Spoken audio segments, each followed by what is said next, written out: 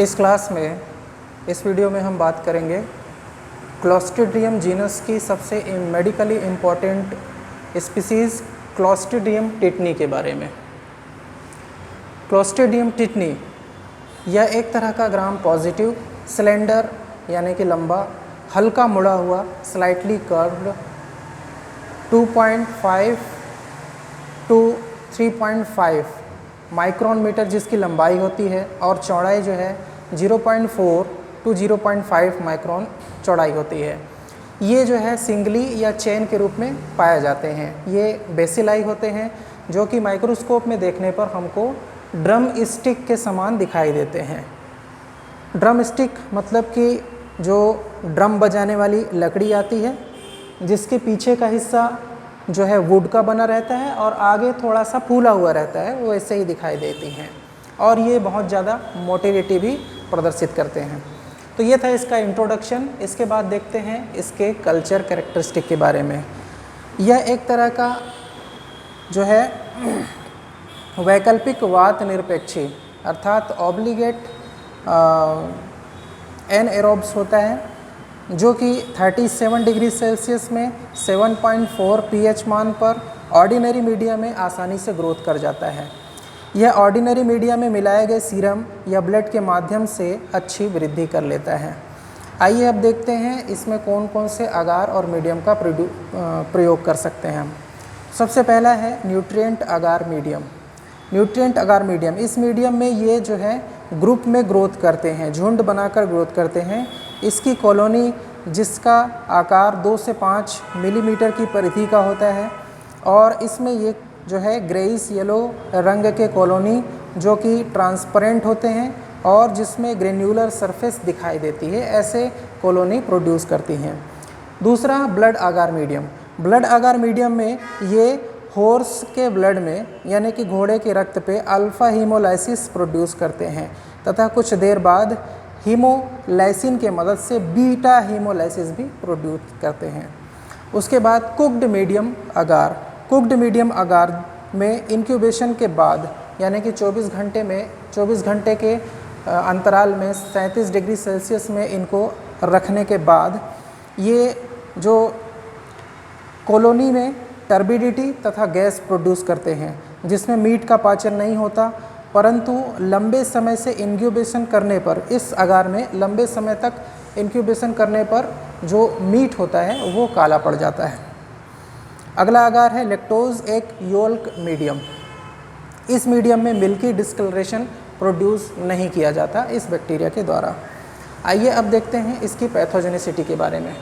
Pathogenicity, ये जो bacteria है ये जिसको हम कहते हैं क्लोस्ट्रीडियम टिटनी, इसके स्पोर ये स्पोर भी पैदा करता है, अपने बीजाणु भी पैदा करता है। इसके स्पोर हमारे आसपास कहीं भी हो सकते हैं, धूल मिट्टी में, सॉइल में, और हमारे ये इसके स्पोर जो है मुख्य रूप से जानवरों और इंसानों के आमाशय में, आंतों में भी पाए जाते हैं, जनरली पाए जाते हैं, जो कि हमको अफेक्ट नहीं करते हैं।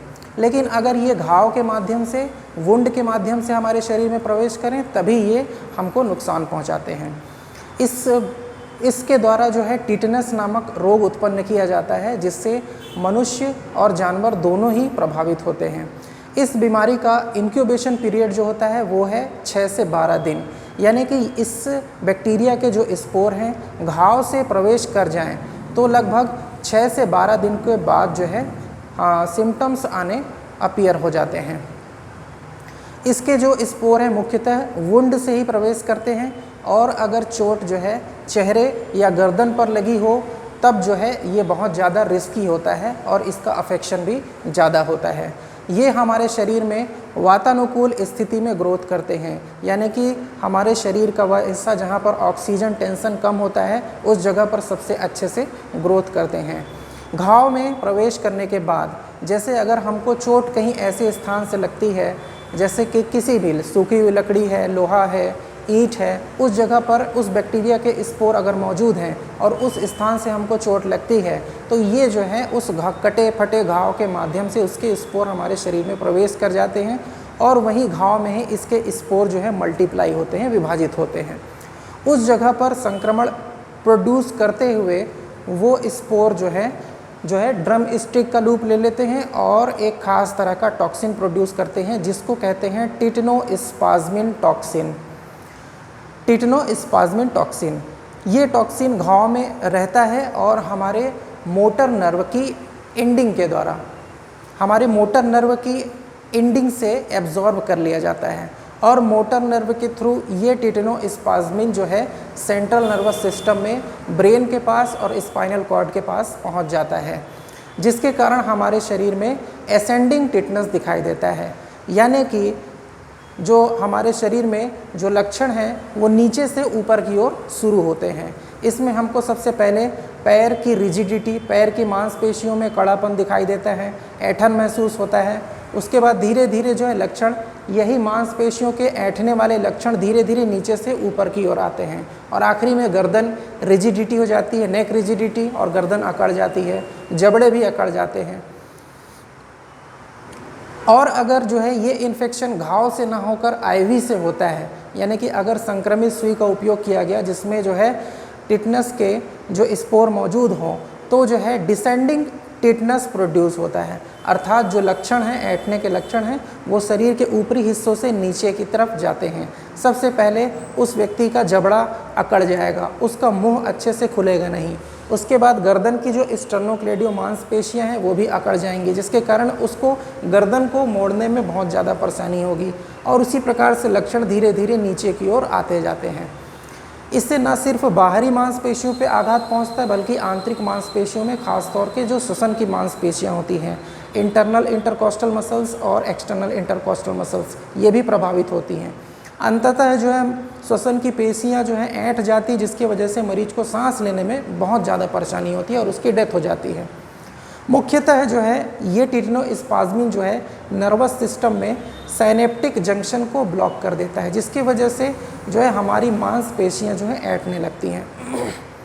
ये जो जीवाणु है इसका टिटेनोस्पाज्मिन लोकल और general spasm, muscles spasm produce करता है, जिसके कारण मुख्य रूप से जो एक्सटेंसर मसल्स हैं, हमारे हाथ, हम जैसे हाथ को इस तरह से फ्लेक्स करते हैं और एक्सटेंड करते हैं, यानी कि पीछे की जो मांसपेशियां हैं, उसी प्रकार से हमारे शरीर की जो पीछे की मांसपेशियां हैं, यानी कि पीठ की मांसपेशियां, बैक ऑफ थाई की मांसपेशियां, उनमें सबसे अधिक प्रभाव पड़ता है, जिसके कारण हमारा शरीर जो है धनुष के आकार का हो जाता है।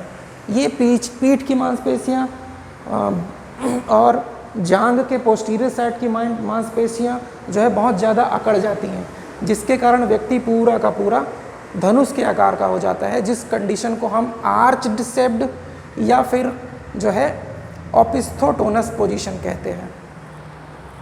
इसके बाद पैथोजेनिसिटी के बाद आइए देखते हैं लैब डायग्नोसिस के बारे में। सबसे पहले हम इसका हेमेटोलॉजिकल इन्वेस्टिगेशन करेंगे, जिसमें हमको डीएलसी, टीएलसी, ईएसआर में किसी भी प्रकार का परिवर्तन नहीं दिखाई देगा। उसके बाद हम करेंगे बैक्टीरियोलॉजिकल इन्वेस्टिगेशन और स्पेसिमेन के रूप में घाव से निकले हुए स्राव जो है वुंड स्वाब के माध्यम से और एक्सुडेट या पस ले सकते हैं। इसके बाद माइक्रोस्कोपी हम करेंगे, तो हम माइक्रोस्कोपी में स्लाइड में उस एक्सुडेट या पस को लेकर स्टेनिंग करेंगे, ग्राम स्टेन करेंगे, जिसमें हमको ड्रम स्टिक शेप के बैक्टीरिया दिखाई देंगे। उसके बाद बारी आती है प्रोफाइलेक्सिस की। प्रोफाइलेक्सिस यानी कि प्रिवेंशन और रोकथाम और इलाज। तो हम सबसे पहले हमारा काम ये रहेगा कि जिस वुंड से वो स्पोर प्रवेश हुआ है उस वुंड को अच्छे से साफ करना। Remove dead necrosed contaminated tissue from wound. Antibiotic के रूप में हम पेनिसिलिन, इरिथ्रोमाइसिन लेते हैं, लेकिन जनरली इस एंटीबायोटिक का कोई असर नहीं होता उस बैक्टीरिया पर या उस स्पोर पर। इसकी रोकथाम के लिए हम एक्टिव इम्यूनाइजेशन करते हैं टीटी का, टिटेनस टॉक्सिन का। इसके साथ साथ जो है हमको बचपन में लगने वाली जो कुछ टीके होते हैं वो डीपीटी के रूप में दिए जा सकते हैं। इसके अलावा पैसिव इम्यूनाइजेशन के रूप में हम एंटी टिटनस सीरम और टिटनस एंटीटॉक्सिन का उपयोग करते हैं। आइए अब देखते हैं इसके नोट्स के बारे में।